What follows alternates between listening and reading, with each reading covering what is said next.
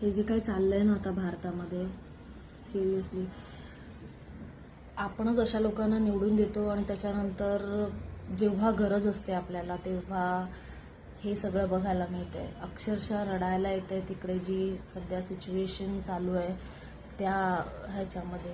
जंतर मंतरवरती इतके लोक, काही काही तर अक्षरशः त्यांची हाडं वगैरे तुटली आहेत.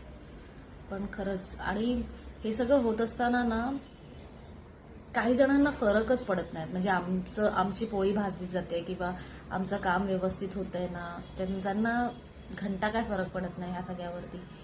शिवाय अशा माणसांची तर ना एकदम कीव येते मला की ती लोकांना म्हणजे ह्या सगळ्या सिच्युएशनवरती सुद्धा त्यांना मजाक मस्ती सुचते. ते सगळं घेऊन ना ते लोक मीम्स बनवतात आणि फनी जोक्स बनवतात. मला अक्षरशः लाज वाटते आता की ना इथे आपण अशा देशात राहतोय की जिथे खरंच स्टुडंटचं भविष्य, आणि आता माझी मुलं सुद्धा लहान आहेत.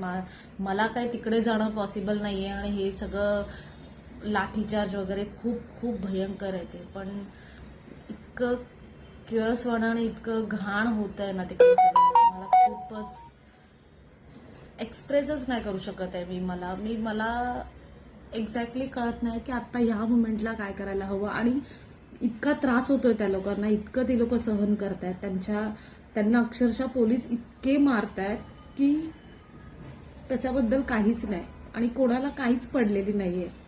ज्यांना फरक पडायला पाहिजे त्यांना अजिबातच फरक पडत नाहीये आणि इथे मारले जात आहेत.